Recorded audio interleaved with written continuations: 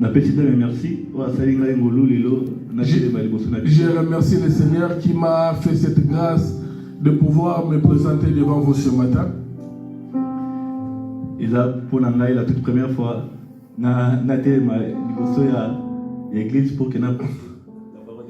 c'est pour moi la toute première fois de me présenter devant l'église et annoncer la parole.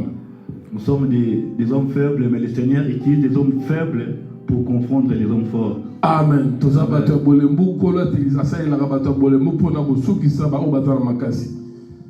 Merci à Papa Charles.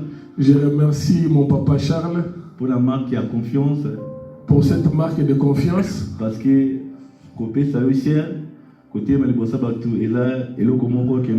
parce que donner à une personne la chair et se présenter devant le peuple de Dieu, ce n'est pas quelque chose de facile. Que le Seigneur puisse nous aider avec le peu de temps qui nous reste et nous puissions développer la petite pensée que nous avons.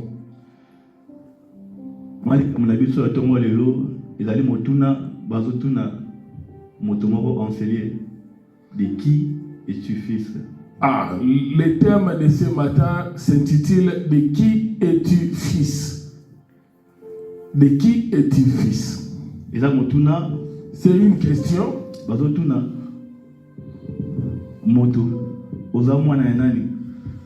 Ici on pose la question à une personne pour savoir de qui il est fils. De qui es-tu fils? Ah oui, c'est vrai que là, moi, n'est pas Charles. Si on posait une question à l'auditoire de qui est-il fils, il y a certains qui diront que moi je suis le fils de Papa Charles, d'autres diront que je suis le fils de Papa Rex, ainsi de suite. Lorsque quelqu'un demande à une personne de qui est-il fils, nous comprenons directement que pour cette personne-là, c'est la toute première fois pour lui de rencontrer cette personne. C'est pourquoi il lui pose la question de qui es-tu fils. Donc, aspect Bosso, la toute première fois pour nous. Le premier aspect, c'est la toute première personne à cette personne de les rencontrer. Aspect Amoni ressemblance moi qu'on a katia mutuana ni époussé à tout na de qui es-tu fils. Le deuxième aspect est que l'interlocuteur a vu une certaine ressemblance avec la personne qui l'a de poser la question pour savoir de qui il est fils. Nous allons lire le livre de 1 Samuel, chapitre 17. Le premier verset jusqu'à 4. 1 Samuel, chapitre 17, à partir du premier verset. Je lis au nom de Jésus. Amen. Les Philistins réunirent leurs armées pour faire la guerre. Et ils se rassemblèrent à Soko, qui appartient à Juda. Ils campèrent entre Soko et Azeka, à Éphès d'Amim. Saoul et les hommes d'Israël se rassemblèrent aussi. Ils campèrent dans la vallée de Térebinth et ils se mirent en ordre de bataille contre les Philistins.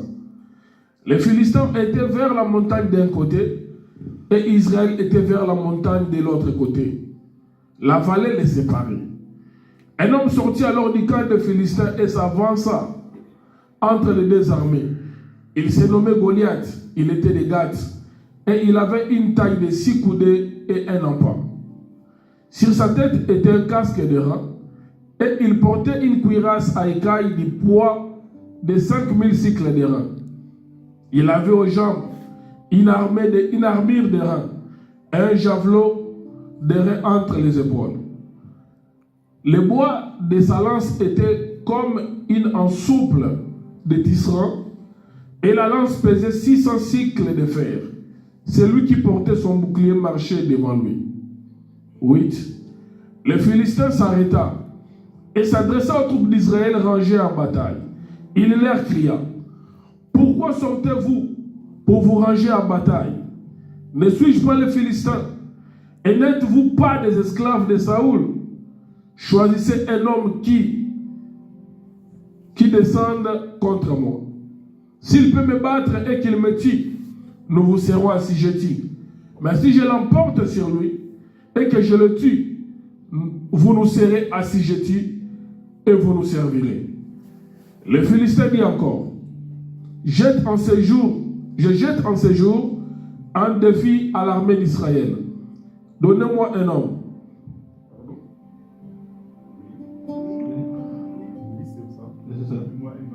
Oh.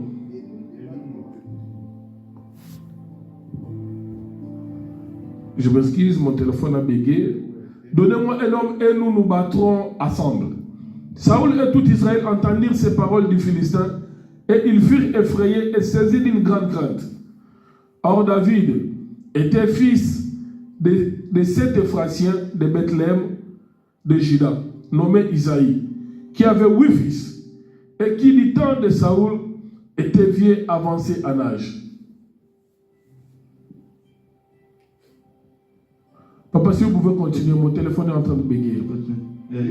Isaïe. Les 3 fils d'Isaïe avaient suivi Saoul à la guerre.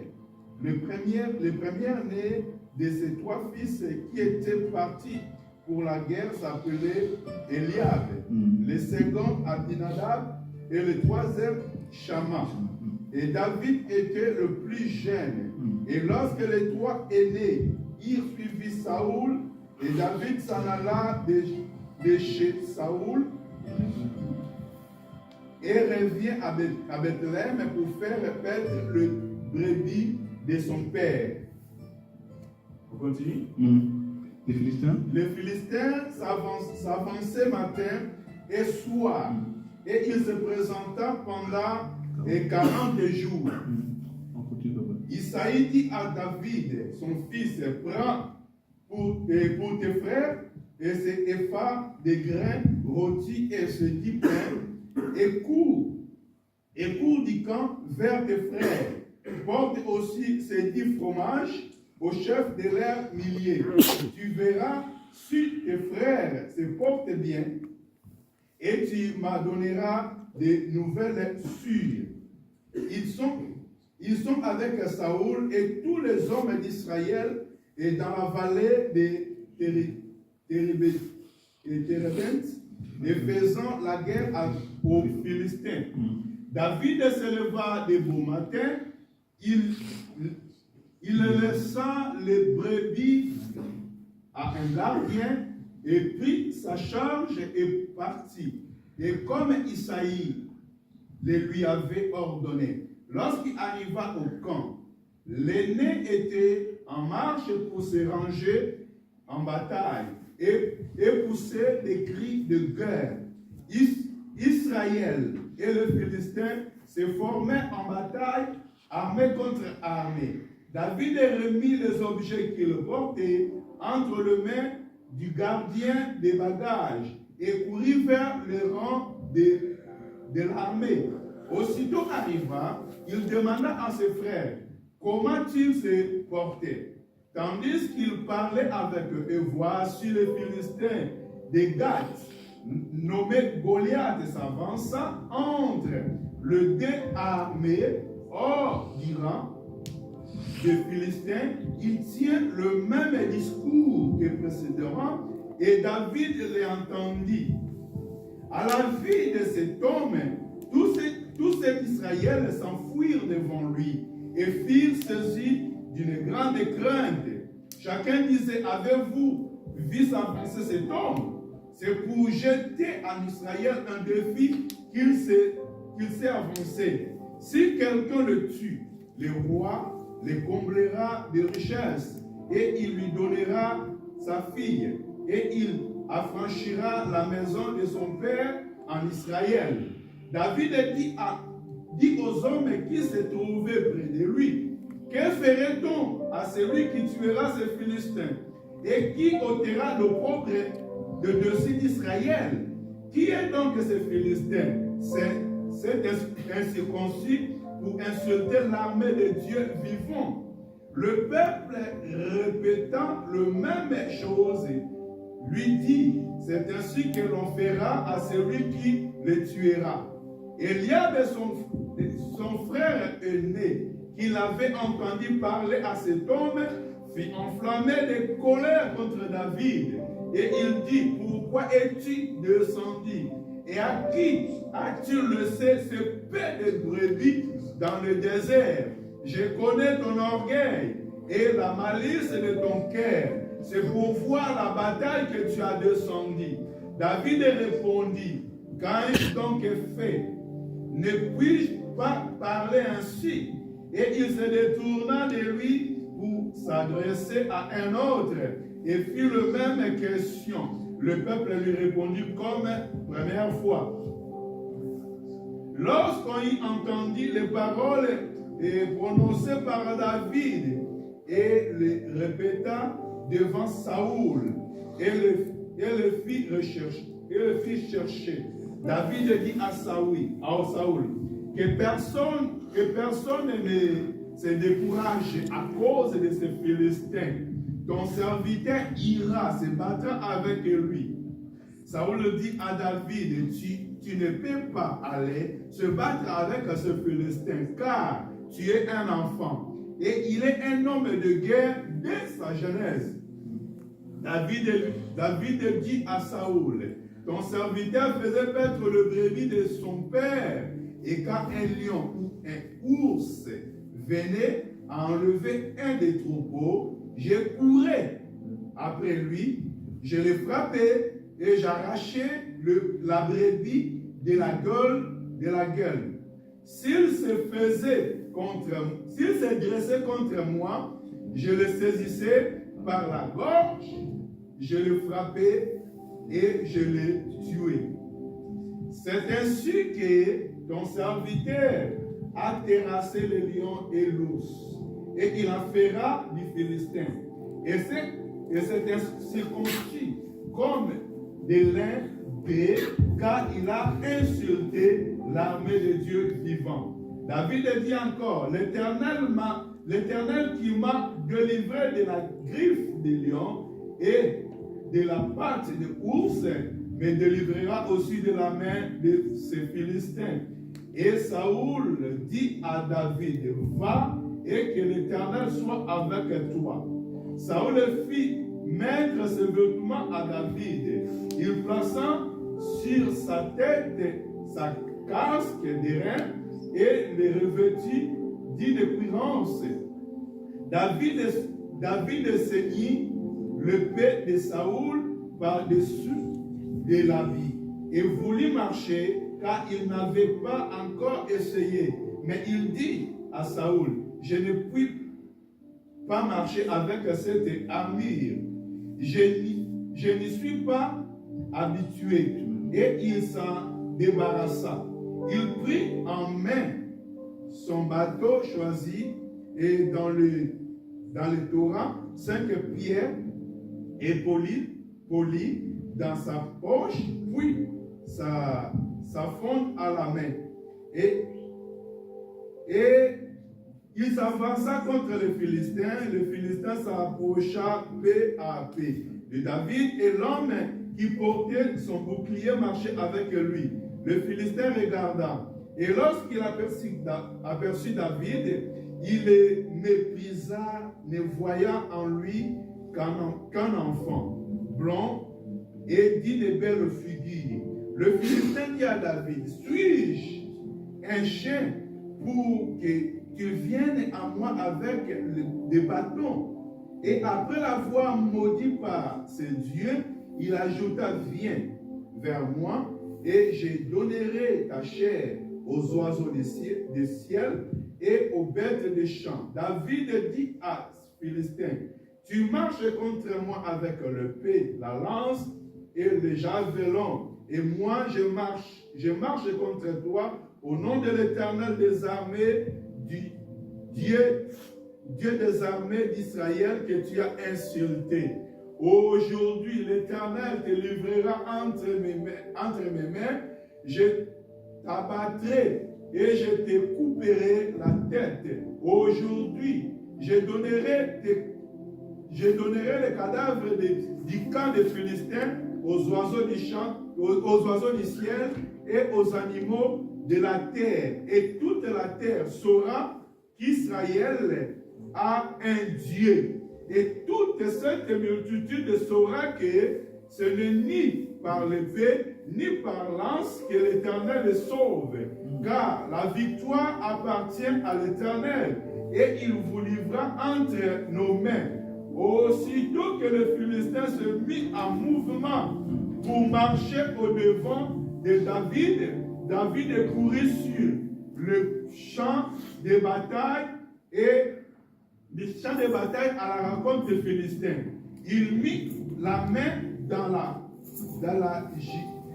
gibecière, prit une pierre et la lança avec la fronde. Il frappa les Philistins au front, et la pierre s'enfonça dans le front du Philistin, et qui tomba le visage contre terre, aussi avec une fronde et une pierre. David fit plus fort que le Philistin. Il le terrassa et lui ôta la vie, sans avoir l'épée à la main. Il courut, s'arrêta près du Philistin, se saisit de son épée, et qu'il tira du fourreau, le tua et lui coupa la tête. Les Philistins, voyant que leur héros était mort, prirent la fuite, et les hommes d'Israël et de Juda poussèrent les cris et allèrent à la poursuite des Philistins jusqu'à dans la vallée et jusqu'à la porte d'Écron. Les Philistins blessés à mort tombèrent dans le chemin de Charaïm jusqu'à Gad et jusqu'à Écron. Et les enfants d'Israël reviennent de la poursuite des Philistins et pillèrent leur camp. David prit la tête des Philistins et la porta à Jérusalem, et il mit dans sa tente les armes des Philistins. Lorsque Saül avait vu David marcher à la rencontre des Philistins, il dit à Abner, chef de l'armée, de qui ce jeune homme est-il le fils Abner? Et Abner répondit, aussi vrai que ton âme est vivant, ô roi, je l'ignore. Informe-toi donc de qui ce jeune homme est le fils, dit le roi. Et quand David fit de retour après avoir tué les Philistins, Abner le prit et le mena devant Saül. David avait à la main la tête des Philistins. Merci beaucoup, papa. Merci. Nous pouvons nous rasseoir. La lecture était tellement longue. La lecture était longue. Je souhaitais que nous puissions le lire en intégralité pour que nous puissions avoir un aperçu, une idée sur l'histoire qu'on est en train de développer. La Bible nous dit, la Bible nous parle de l'histoire, il y a David, il y a un combat entre les Philistins et le peuple d'Israël. Dans cette histoire, on nous parle du combat de David qu'il menait contre les Philistins. Balobi, il y a deux camps. Nathan, il y a roi Saoul. Comme nous venons de lire là-bas, il y avait deux camps. Au temps du roi Saoul.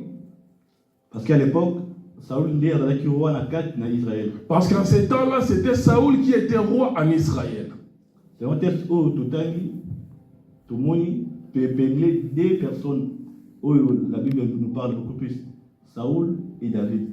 Dans ce texte, nous avons épinglé deux personnages que la Bible a beaucoup plus parlé. Il s'agit de Saoul et David. Alors, Saoul est qui? Qui était Saoul? Saoul fut le premier roi en Israël. Saoul fut le premier roi en Israël. Lorsque Israël, parce qu'au début, Israël a juge qui régnait comme étant le roi. Avant que Saoul ne devienne roi, il y avait des juges qui régnaient en Israël. Les juges qui ont la place il y a un roi dans quatre Israël. Ah, c'était les juges qui prenaient la place des rois en Israël. Alors, Israël a moni pour la banque qui bon, banque Canada, la nation moussous, et que le Seigneur pour le banque montou, a pour la dirigeant la banque.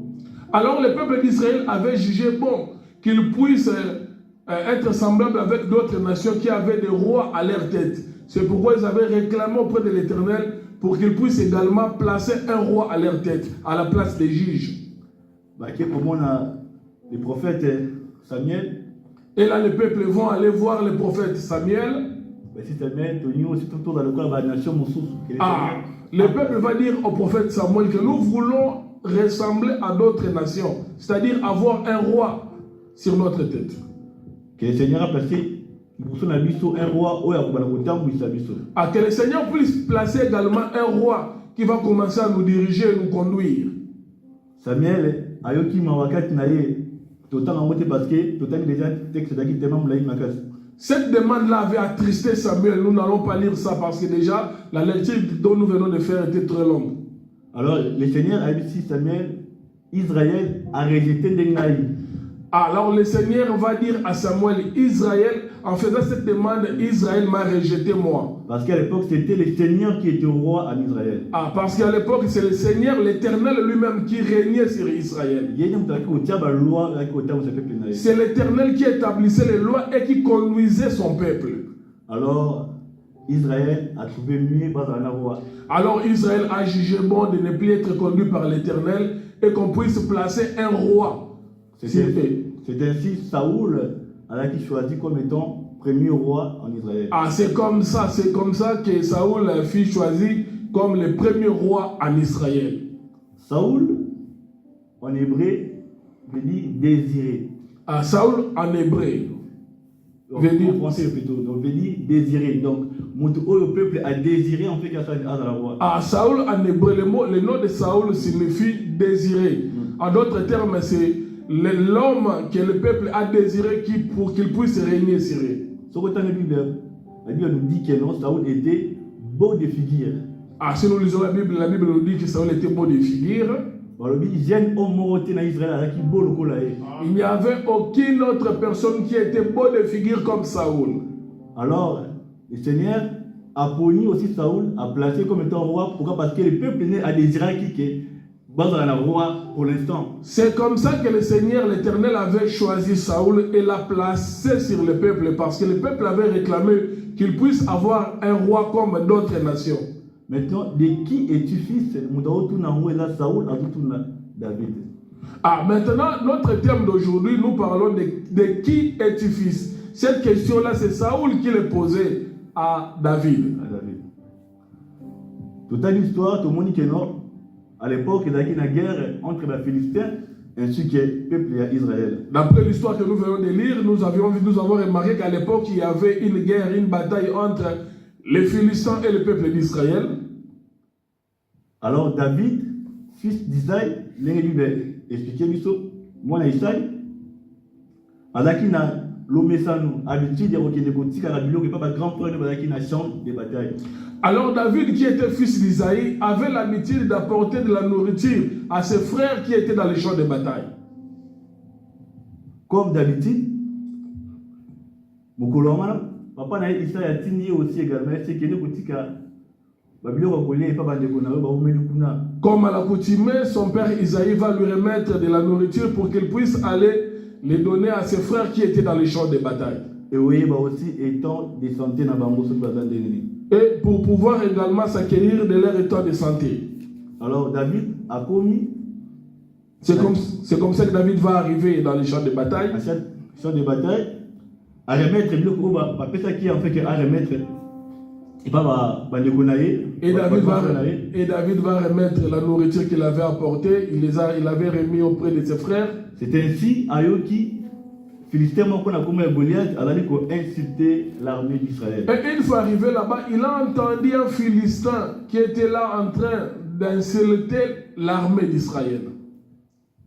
David a dit, le roi a dit pour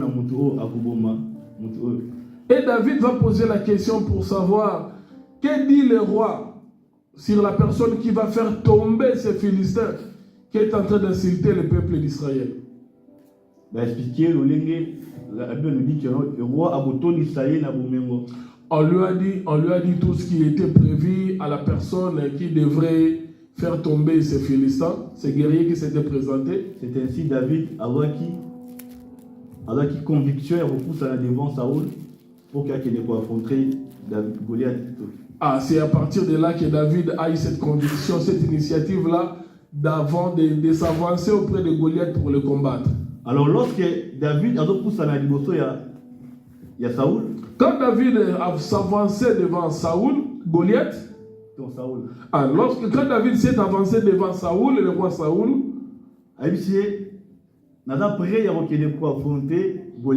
David va dire au roi Saoul, lui va lui dire que je suis prêt d'aller affronter Goliath, le Philistin. Jeune homme qu'il était, il n'avait aucune expérience de bataille. Parce que Saoul est aussi un homme de guerre. Le roi Saoul était aussi un homme de guerre. Mais Saoul a se présenté devant Goliath.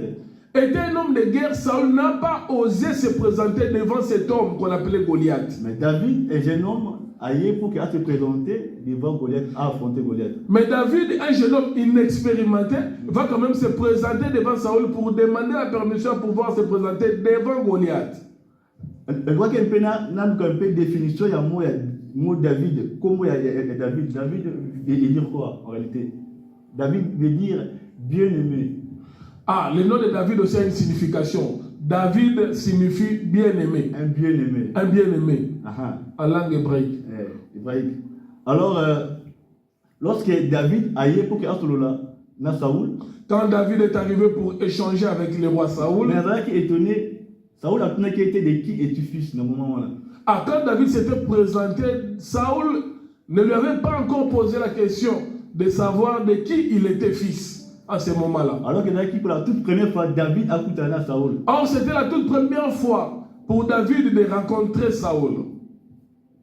Mais Saoul, il y a l'habitude, il y a un grand frère, il y a David. Pourquoi? Parce que pour faire partie de l'armée d'Israël. Or, Saoul avait l'habitude de rencontrer les frères de David parce que ses frères faisaient partie de l'armée d'Israël. Mais pour David, il y a la toute première fois pour qu'il ait Saoul. Mais pour David, c'était la toute première fois de rencontrer le roi Saoul. Mais Saoul a toujours été de qui es-tu fils au début. Mais une fois arrivé devant Saoul, Saoul ne va pas lui poser la question, celle de savoir de qui il était fils.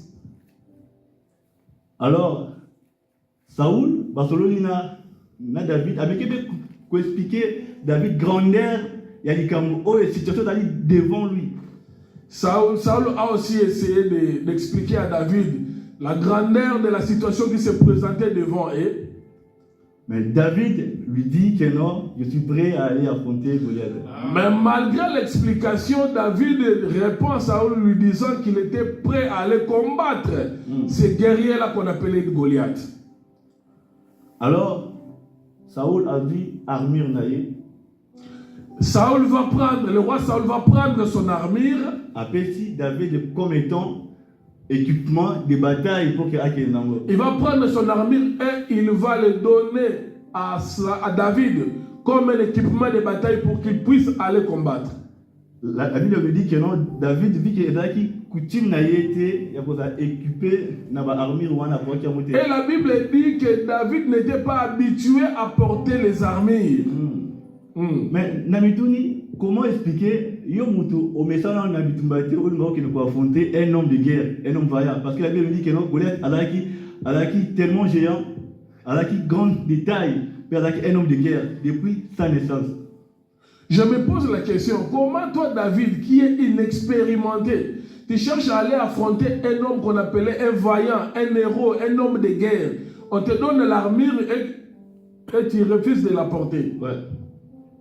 Alors, David avait une histoire quand même. J'ai essayé aussi de rentrer en arrière. J'ai compris que David aussi avait sa petite expérience. Il avait une petite histoire. Par rapport à Saoul, David avait une expérience avant la royauté. Par rapport à Saoul, David avait l'expérience avant de pouvoir venir à la royauté. Parce que La Bible so otani au moins que ba beti histoire ya Saoul lorsque ba tindie pour ake lukola ba Anès ya papa na ebungaki. Ah, dans l'histoire, si vous lisez l'histoire, vous remarquerez qu'on a commencé à relater l'histoire de Saoul au moment où il était allé chercher les ânesses de son père qui étaient perdus. Mais David avait une histoire avant même que tu aies na Saoul. Ah, mais par contre, David, on a relaté son histoire avant même qu'il ne puisse venir rencontrer Saoul. David a qui berger. Ah, David fut un berger. Ah, il gardait le troupeau de son père Isaïe. Comment expliquer un jeune homme batiki baye mikolo dans la forêt? Comment expliquer le jeune homme qu'il était, David? On a laissé ses aînés et on a choisi que lui, le plus petit, pour qu'il aille surveiller ou bien garder le troupeau de son père qui était dans la forêt. Et la Bible nous dit que non, David dit, quand on va expliquer, et pas à Saoul, que non, il a confronté un lion, un ours, lorsqu'il va avancer vers moi. Et David, lorsqu'il expliquait au roi Saoul, pour les rassurer, il lui disait que lorsque je surveillais les troupeaux de mon père, là-bas, il arrivait que les lions, les ours attaquent les troupeaux et je me confrontais avec les animaux féroces qui venaient pour chercher à dévorer les troupeaux. Oui, il y a qui CVO David qui représentait dans moi et pas Saoul. Et c'était ça comme expérience que David présentait devant le roi Saoul. C'était comme son CV. Parce que quand il y a un risque, le roi a offert un risque que la nation qui opère et que na esclavagisme mais pas la Philistin. Parce que le roi ne pouvait pas aussi envoyer David de la sorte, sachant qu'il était expérimenté. C'est pourquoi il voulait s'acquérir de son passé. Et David va lui relater ce qu'il avait connu comme expérience lorsqu'il surveillait les brebis. Et lorsque maintenant Saoul a accepté, c'est ainsi que David a s'est présenté devant Goliath. Et c'est comme ça que Saoul va accepter. Et Saoul va accepter et David ira se présenter devant le géant Goliath.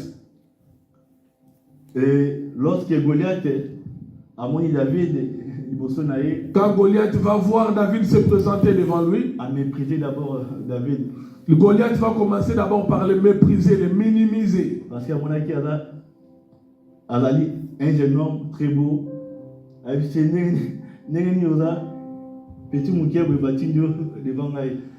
Goliath l'a minimisé, l'a méprisé, le voyant un fringalé, un jeune se présentait devant lui.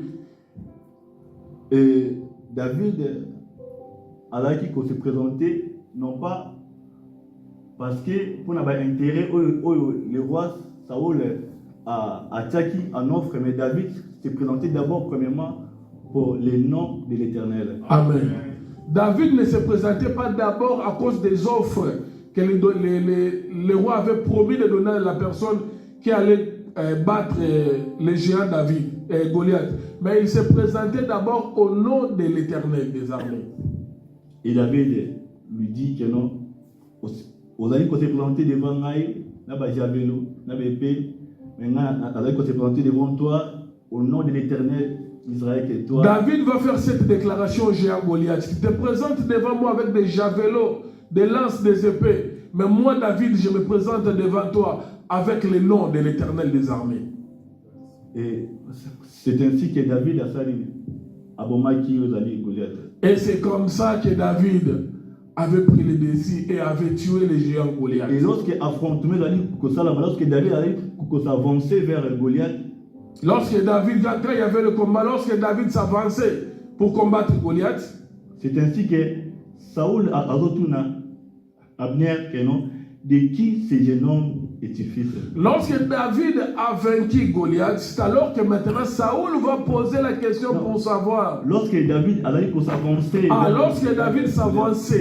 Lorsque David s'avançait pour affronter Goliath, c'est là maintenant que le roi Saoul va poser la question pour savoir de qui il était fils. Avant, n'importe comment, na maman de Kablabiso, on a un peu comparer ces deux hommes. David et Saül. Avant de pouvoir entrer en profondeur, j'essaie d'abord de comparer, de faire une petite comparaison entre ces deux personnages, David et Saül. David a été comme étant deuxième roi, a été pour remplacer Saül, le premier. David était venu, est arrivé comme le deuxième roi qui avait remplacé Saül, qui était le premier roi en Israël. Mais qu'est-ce qui a fait que non, Saül a remplacé et pas David? Maintenant, qu'est-ce qui avait fait en sorte que David puisse remplacer Saül en Israël comme roi? Et il y a la différence entre ces deux hommes. Et c'est ce qui d'ailleurs fait la différence entre ces deux hommes, Saül et David. La Bible nous dit que non, Saül, et le fait que non, a la remplacé, tout le Seigneur a rejeté parce que Saül a tout ça quitté, malheureusement, la Bible nous dit que Saül a été rejeté par l'Éternel parce qu'il n'avait pas obéi aux instructions ou bien aux prescriptions de l'Éternel. Tellement compliqué. Les choses de Dieu sont tellement compliquées. Si tu veux marcher ensemble avec Dieu, il faut de A à Z, il faut suivre de A à Z les recommandations que le Seigneur te donne. Saül, le Seigneur a dit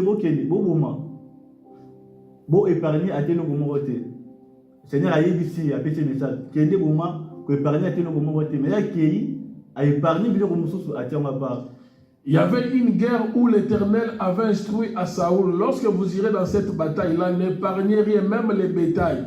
Mais une fois arrivé là-bas, Saül a épargné certaines choses. Et là, on connaît à 1 Samuel 15. C'est dans le livre de 1 Samuel 15. Quand vous irez à la maison, vous irez le lire là-bas. Alors, c'est ainsi que le Seigneur a rejeté Saül. C'est comme ça que l'Éternel avait rejeté Saül parce qu'il avait désobéi à l'instruction qu'il avait donnée. Parce que Saül a été rebelle devant le Seigneur. Ah, ce roi Saül était aussi rebelle devant l'Éternel. Maintenant, comment le Seigneur a choisi David? Maintenant, comme nous voulons savoir maintenant, comment est-ce que l'Éternel avait choisi maintenant David pour le faire devenir roi? Dans 1 Samuel 16. C'est dans le livre de 1 Samuel chapitre 16. Et si le Seigneur a aussi le prophète n'a fait que la famille a Isaïe pour qu'elle a choisir maintenant à oindre roi Yaponi. C'est après avoir rejeté Saül, c'est là maintenant où le Seigneur va envoyer l'Éternel, va envoyer son prophète Samuel dans la maison d'Isaïe pour qu'il puisse aller oindre David comme le nouveau roi en Israël. Quand on va présenter des hommes vaillants, des hommes beaux, des hommes géants.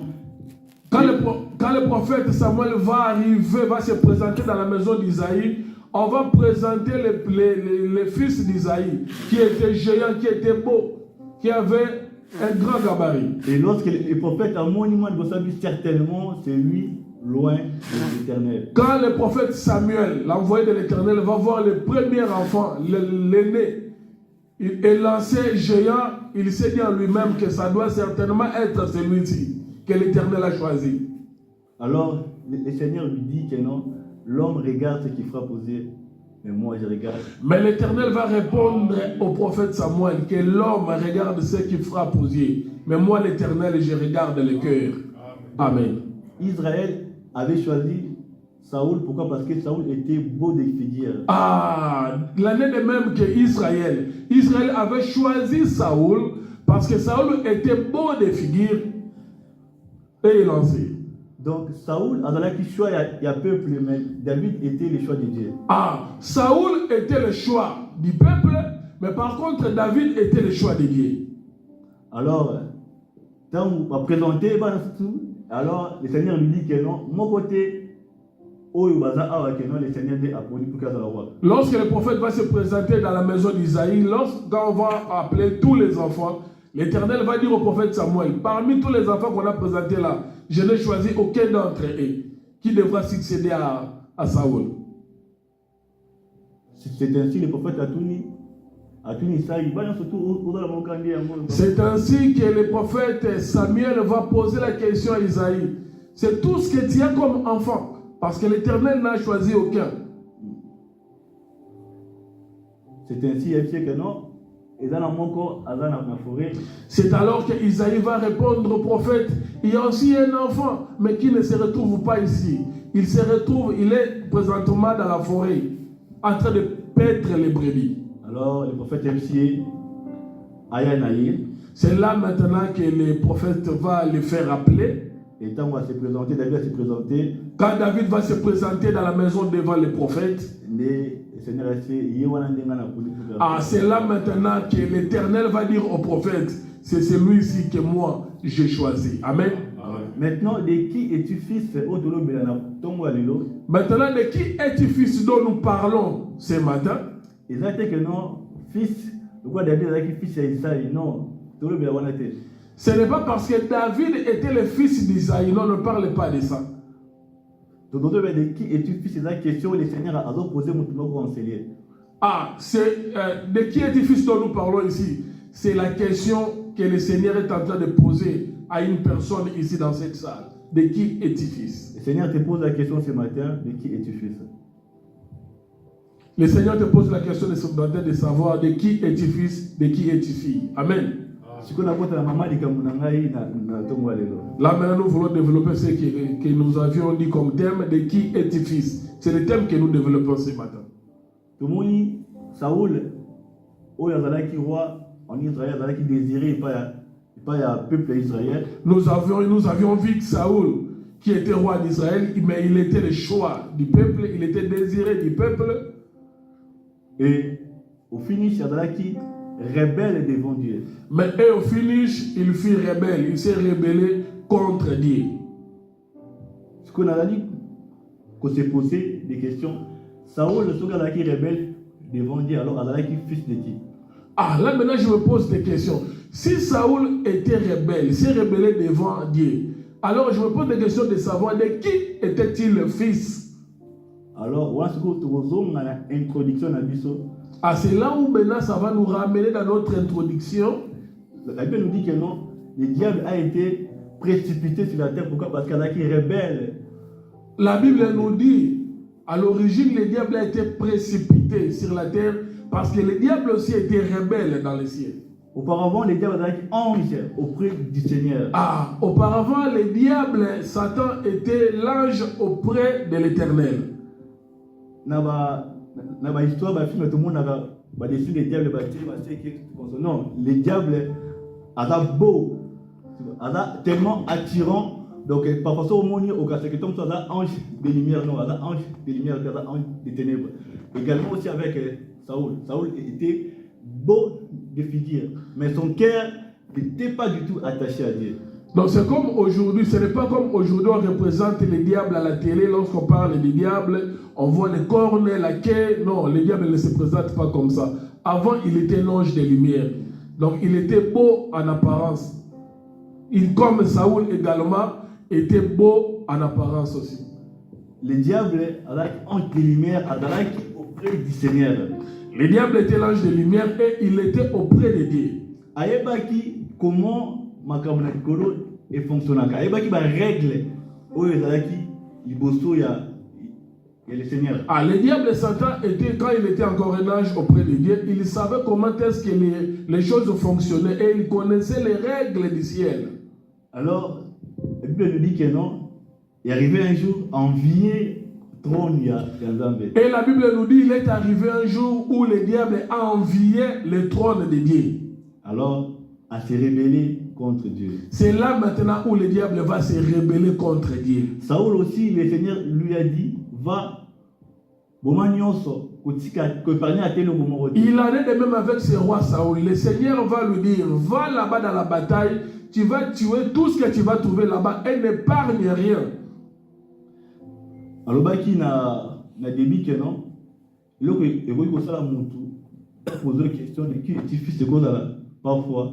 Et là, la première fois, beaucoup de soit que vous avez amoni trace de mon caractéristique moko ressemblance moko quand na yona mutu oyayebi.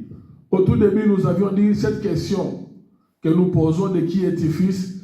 la personne qui pose cette question-là, si tu poses cette question-là, c'est parce que soit il veut chercher à connaître ton père, ou soit il a remarqué une ressemblance avec une personne que lui, il connaît. Nous le voyons aussi dans notre vie courante. Des gens dire, ah, cet enfant, il ressemble à son père. Cette fille, elle ressemble à sa mère. Et il est le portrait craché de son père. Nous le voyons dans notre vie courante. Là où nous vivons, là où nous habitons. Alors, la vie de Saoul aussi, tu as dit qu'on étudiait la vie à Saoul très bien. Et lorsque nous étudions aussi très bien la vie de Saoul, donc on comprend que non, Saoul n'était pas du tout un fils de Dieu. Pardon? Saoul n'était pas un fils de Dieu. Pourquoi? Parce qu'en lui, il y avait des semences du diable en lui. Ah, donc nous, quand nous observons la vie de Saoul, nous remarquons que lui aussi n'était pas un fils de Dieu. Parce qu'il y avait une semence du diable en lui. Parce que les fils de Dieu, dans la rebelle devant leur père. Ah, les fils de Dieu ne sont pas des rebelles devant leur père. Les fils de Dieu ne sont pas rebelles devant leur père, parce que leur père c'est Dieu. Ah, les fils de Dieu ne sont pas rebelles, leur père c'est Dieu lui-même. Alors, maintenant lorsque tout à David, tu me regardes pour ça la comparaison entre maintenant, lorsque nous regardons aussi David, là maintenant nous allons essayer de faire une petite comparaison entre ces deux personnages, David et Saoul. La Bible appelle David l'homme selon le cœur de Dieu. Ah, la Bible appelle David l'homme selon le cœur de Dieu. La Bible comprendre comment le Seigneur peut appeler David l'homme selon mon cœur. Je suis allé là-bas pour chercher à comprendre comment est-ce que Dieu peut appeler un homme, David, l'homme selon son cœur. Alors que David avait aussi des faiblesses. Alors que David présentait également des faiblesses. Namoni Nathalie histoire moi que dans le livre 2 Samuel 6 15 story au tanya kuna au monde parce que alors que éviter plus que tant trop parce que vient compte tenir air makamolo bada terminer ma case. J'ai lu une histoire sur David dans le livre de 2 Samuel, nous n'allons pas lire parce que nous courons derrière les temps. La Bible nous dit que non, Israël est dans la guerre aussi. Ah, la Bible dit là-bas, Israël aussi s'est retrouvé, à un moment donné, il s'est retrouvé dans la guerre. Alors David a dit Nicolo na balcon, a dit Kotambola, comme d'habitude. Et pendant cette guerre-là, David était dans son palais sur les balcons en train de se promener. Amoni, moi si moko azukola. David de loin va apercevoir une femme en train de se baigner. Alors David a s'approché.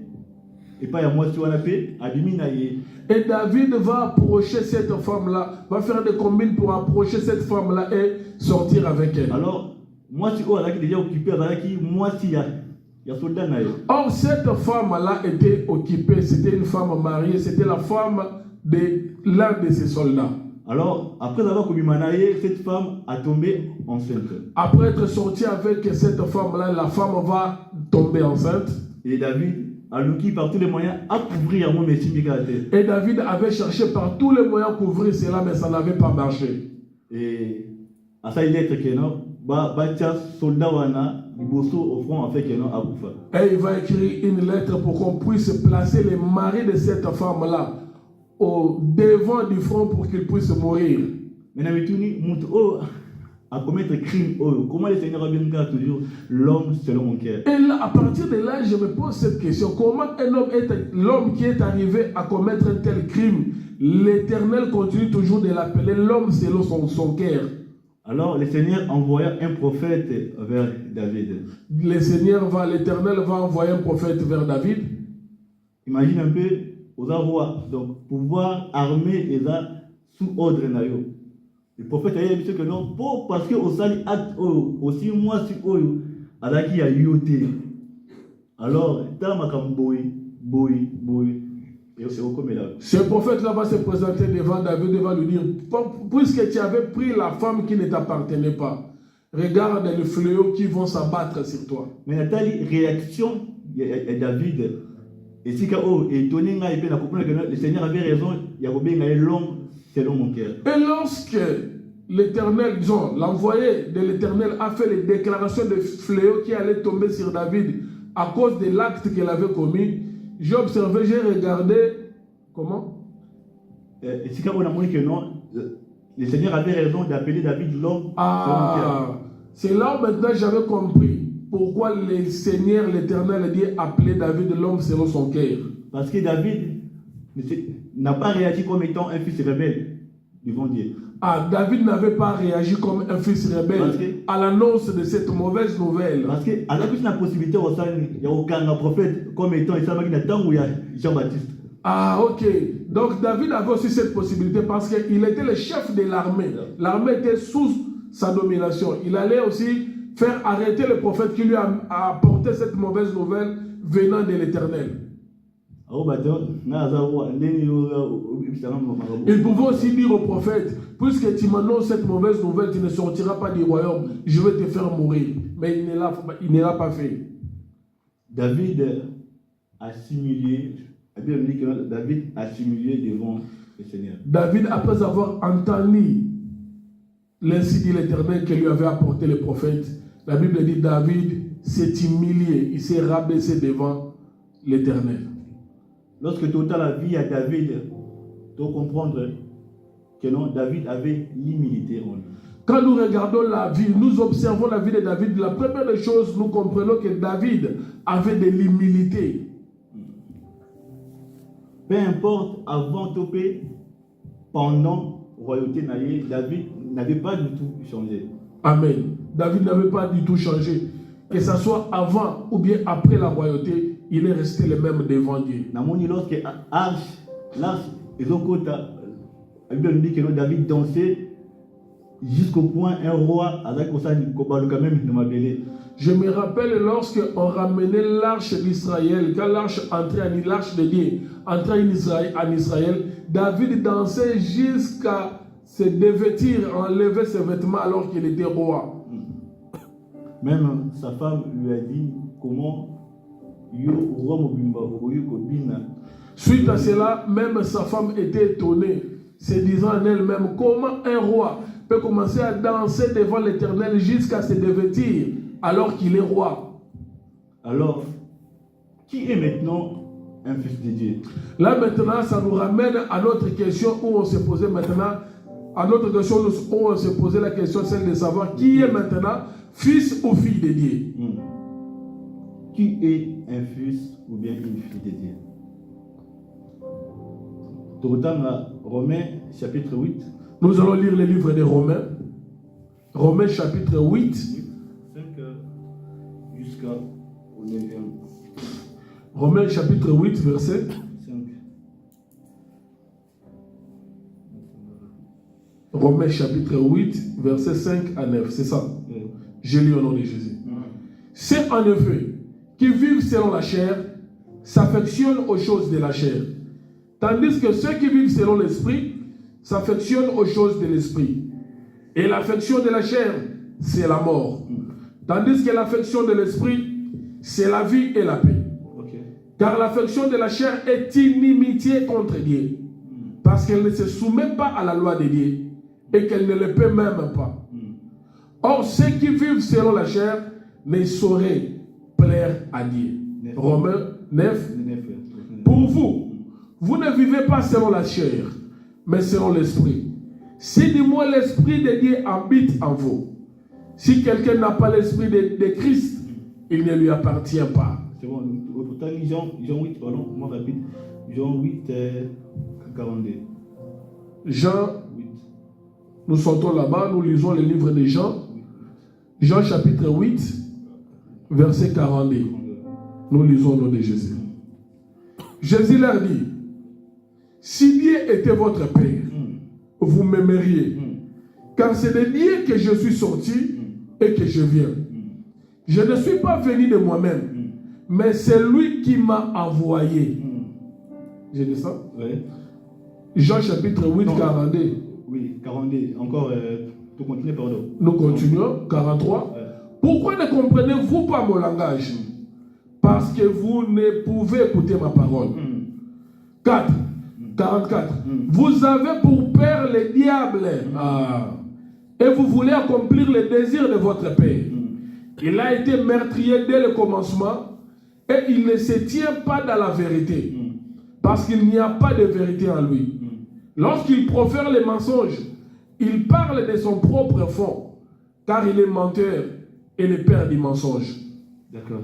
Merci beaucoup pour un texte, papa. Lorsque le roi David va dire qu'on choisit comme étant roi, lorsqu'on choisissait David pour le oindre comme roi, la Bible nous dit que non, l'esprit du Seigneur est quitté du coronavirus. Ah, la Bible dit lorsqu'on l'a oint, l'esprit du Seigneur est descendu sur lui. Et lorsque Saoul a commis rebelle devant Dieu, lorsque Saoul s'était rebellé devant Dieu, la Bible nous dit que non, l'esprit du Seigneur est loin de la Bible dit l'esprit de l'Éternel s'était retiré de Saoul. Ah, donc, un fils de Dieu est celui qui a l'esprit de Dieu. Ah, nous comprenons par là qu'un fils de Dieu est celui qui a l'esprit de Dieu. Amen. Et un fils du diable est celui qui n'a pas l'esprit de Dieu en lui. Un fils ou une fille du diable est celui ou celle qui n'a pas l'esprit de Dieu en lui. Amen. Donc, David, pour qu'il a marché selon la parole de Dieu, pour que David puisse marcher selon la parole de Dieu, c'est parce que David avait l'esprit de Dieu en lui. c'est parce que David avait l'esprit de Dieu en lui. Car l'esprit de Dieu en lui, c'est l'esprit de Dieu qui le dictait ce qu'il devait ou ne devait pas faire. Peu importe roi ou Yazalaki, peu importe sa position de la royauté, mais il gardait toujours la nature de fils de Dieu. Malgré sa royauté, il gardait cette nature-là, il demeurait toujours fils de Dieu. Pourquoi? Parce que l'esprit du Seigneur était en lui. C'est parce qu'à cause de l'esprit du Seigneur qui était en lui. Parce que si l'esprit du Seigneur n'était pas en lui, s'il n'avait pas l'esprit du Seigneur, mais lorsque le prophète a qui pouvait annoncer que non, malheur de commandant Kunayo, avec un rebelle devant la parole du Seigneur qui était dressée vers lui. Ah, s'il n'avait pas l'esprit de Dieu, lorsque le prophète était venu lui annoncer que le malheur allait s'abattre dans sa maison, il allait être rebelle devant le prophète.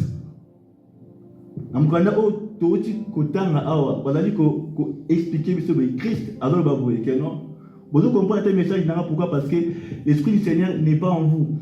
Dans le livre que nous venons de lire tout à l'heure là, Christ est en train de dire, vous ne comprenez pas mon langage. Parce que l'esprit de Dieu n'est pas en vous. Bien-aimé, Magamanda ne peut comprendre mot, il faut avoir l'esprit de Dieu. Ah, les choses de Dieu, pour que tu puisses mieux le comprendre, tu dois avoir l'esprit de Dieu. Si tu as l'esprit de Dieu en toi, aujourd'hui jamais comprendre. La folie monde. Si tu n'es pas habité par l'esprit de Dieu, tu ne comprendras jamais la parole de Dieu. Monde actuel, selon la loi où ils allaient établir le monde actuel, les gens cherchent à marcher suivant les lois et les principes établis sous le soleil. Oui, il a bien. C'est bien de marcher suivant les lois des hommes. Mais qui dit la Bible? Mais la Bible dit quoi par rapport aux lois qu'établissent les hommes? Ce qui, la loi de ce monde est contraire à le Père qui est en haut te dit de faire la loi. Maintenant, si la loi de ce monde est contraire à ce que l'Éternel Dieu te demande de faire, qui obéirais-tu? Tu obéiras à la loi ou bien tu obéiras à la parole de Dieu? Parce que ceux qui autour ce monde, on a rebelle devant Dieu. Si tu obéis au monde, tu es considéré comme un rebelle devant Dieu. Total passage, pardon. Nous allons lire un passage rapidement.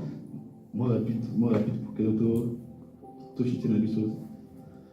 Total Galates 5. Galates 5. 13. Galates chapitre 5. Verset 13. Je lis. Frère, vous avez été appelés à la liberté. C'est ça? Oui, c'est ça. Frère, vous avez été appelés à la liberté. Seulement ne faites pas de cette liberté un prétexte de vivre selon la chair. Mais rendez-vous par la charité, serviteurs les uns des autres. Car toute la loi est accomplie dans une seule parole. Dans celle-ci, tu aimeras ton prochain comme toi-même. Mais si vous vous mordez et vous dévorez les uns les autres, prenez garde que vous ne soyez détruits les uns par les autres. J'ai dit donc, marchez selon l'esprit et vous n'accomplirez pas les désirs de la chair. Encore pardon. Car la chair a des désirs contraires à ceux de l'esprit et l'esprit en a des contraires à ceux de la chair. Ils sont opposés entre eux. Afin que vous ne fassiez point ce que vous voudriez. Merci beaucoup. Question de qui es-tu fils? La question qui nous est posée ce matin, de qui es-tu fils ou fille? Et là, que le Seigneur a dit c'est le Seigneur qui est en train de te poser à toi et à moi ce matin. Le Seigneur a élu déjà dit que nous avons maman, papa. Le Seigneur connaît déjà tes parents biologiques.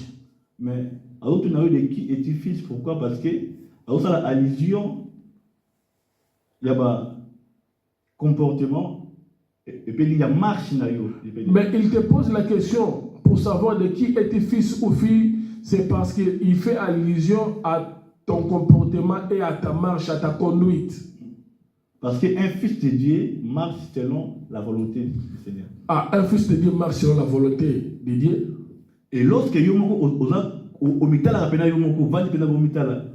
qu'est-ce que toi-même tu te dis de toi-même?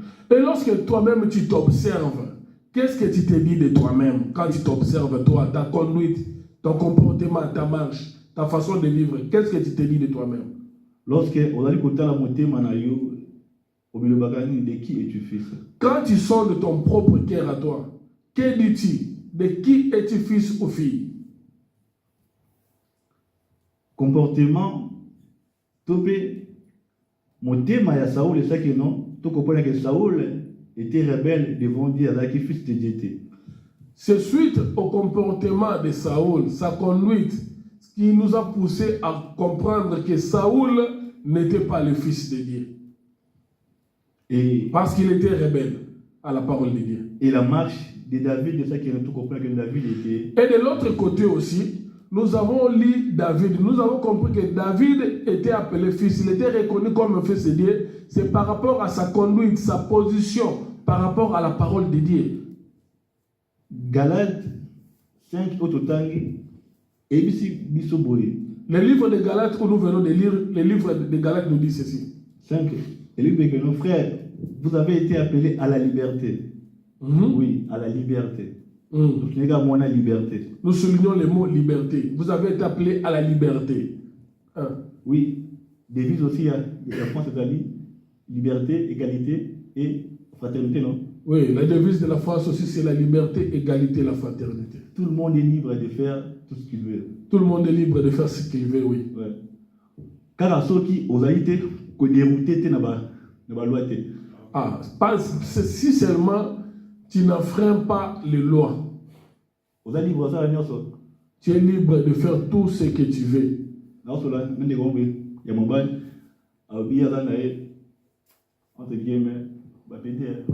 Bon, j'ai échangé avec un frère. Il me dit que moi, je suis homosexuel. Oui. Il est libre, pourquoi? Parce que la loi autorise, non? Il est libre parce que la loi l'autorise à être homosexuel. Mais est-ce que la Bible autorise? Mais est-ce que la parole de Dieu, la Bible l'autorise? Est-ce que les choses que toi tu fais, lorsque toi-même tu te regardes, de qui es-tu fils, toi? Quand toi-même tu t'observes, que dis-tu? De qui es-tu fille ou fils? Le Seigneur, il a rappelé conscience. Aujourd'hui, le Seigneur, ce matin, veut rappeler une personne, veut parler à la conscience d'une personne ce matin. Que tu puisses faire une introspection et voir ta marche. S'il faut rectifier, tu rectifies ta marche.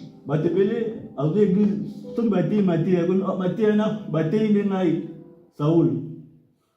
Nombreux, lorsqu'ils se présentent à l'église, quand on prêche une prédication qui touche son cœur, il se dit que non, cette prédication-là m'était destinée.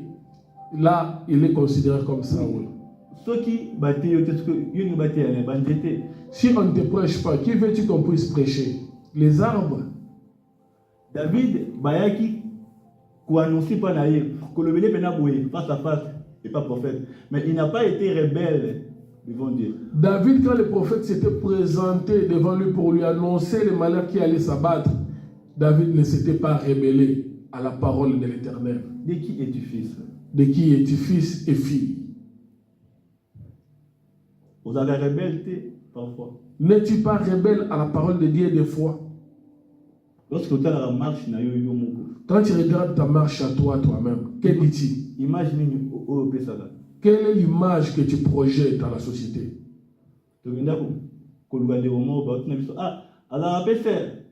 Nous étions allés chercher rendre visite à un bien-aimé. Une fois arrivé chez eux là-bas, il y a des gens qui s'étonnaient parce qu'on l'appelait sœur en Christ.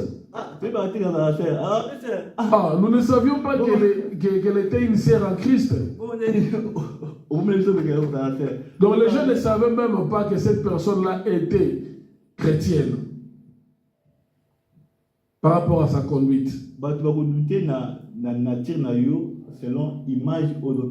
Les gens vont douter de ta nature suivant l'image que toi tu donnes, tu projettes sur toi-même. Oui, tu vois bien, évangélisation, oui, il a bien. Nous avions dit ici, on doit aller faire l'évangélisation, prêcher la parole de Dieu, c'est bien bon. Mais comment vas-tu aller prêcher les autres au moment où toi-même tu es dans l'égarement? Tu ne regardes pas ta conduite, comment est-ce que tu marches, comment est-ce que tu mènes ta vie? Je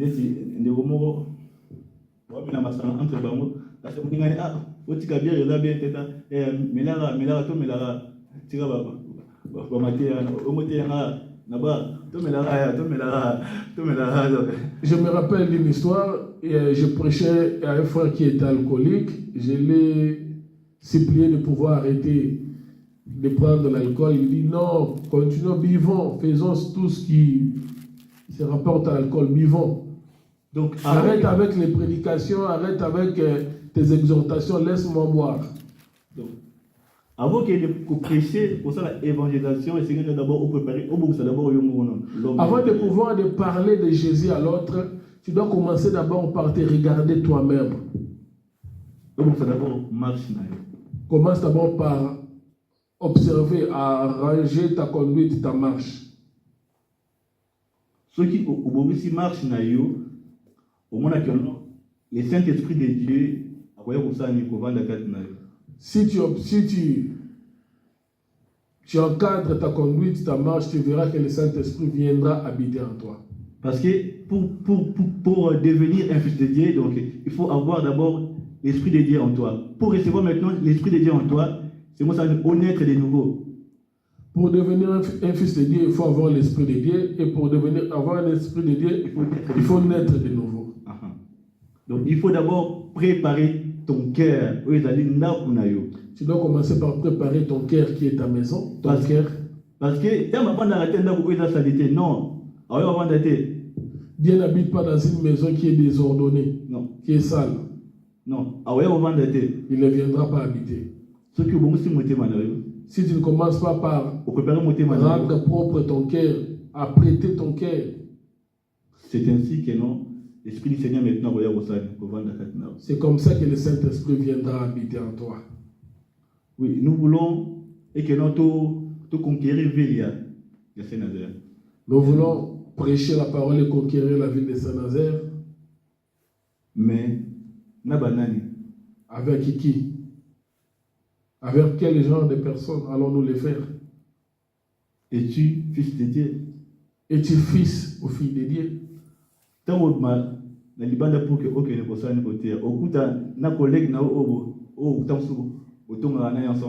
Quand tu vas sortir pour aller évangéliser, prêcher la parole de Dieu, là-bas, une fois dehors, tu vas te rencontrer avec ton collègue ou ta collègue avec qui vous calomniez les gens.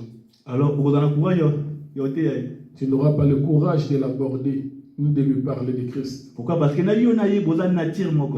que toi et cette personne-là, vous êtes de la même nature. De qui es-tu fils? Le Seigneur, lorsqu'il